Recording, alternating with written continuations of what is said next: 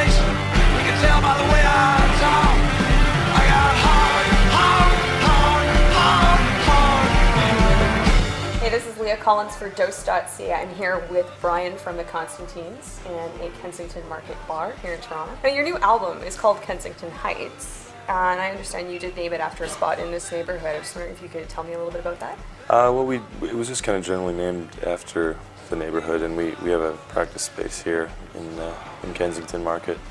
We've had for the last few years, so most of the songs on the record came to be in that space, and calling it Heights, Kensington Heights, was just a way of classing it up a little bit, maybe.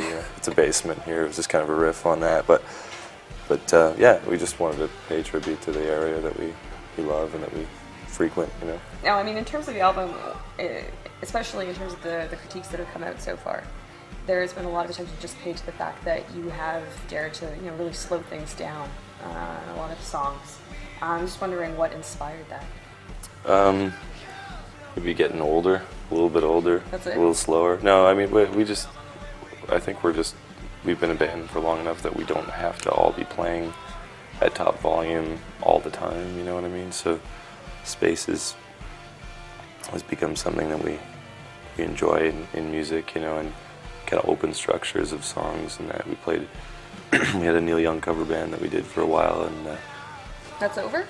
well, it's never really over. I don't think we'll still be members of Horsey Craze for a long while, but playing that kind of stuff, you start to really appreciate open song structures that can, really have their own life outside of their recorded version, so. Okay.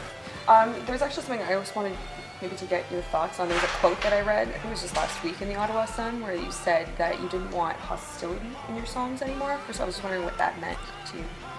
Just anger I just feel like anger, although, I grew up with hardcore and punk rock music, and I love, bands like Minor Threat and Bad Brains and the Dead Kennedys and stuff like that.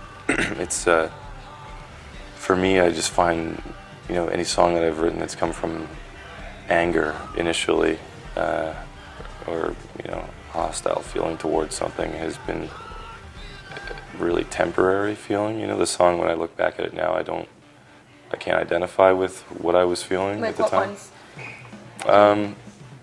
Well, Hyacinth Blues is kind of like that, or the song Some Party off of our first record. Like, I kind of like playing the songs just for the sound of them and that, but I don't, as far as like where I was coming from when I was writing the words, I don't really identify with who I thought or where I thought I was coming from, So you stopped performing them too? Like, well, Hyacinth Blues we still do, but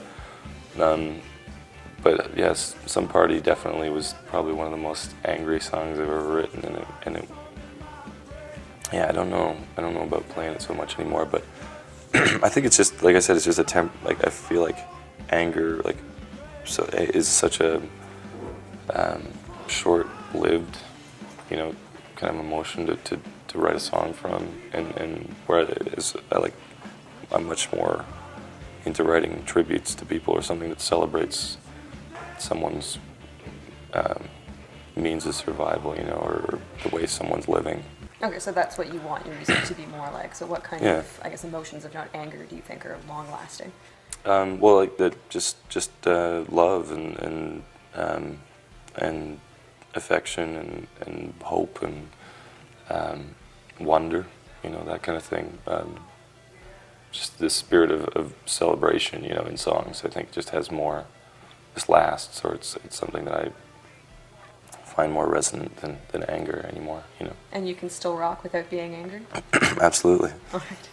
Was there anything else you wanted to add or talk about that we didn't really touch on? No, I'm good. Okay. Well, thanks very much. Thank you. It's great talking to you. Thanks.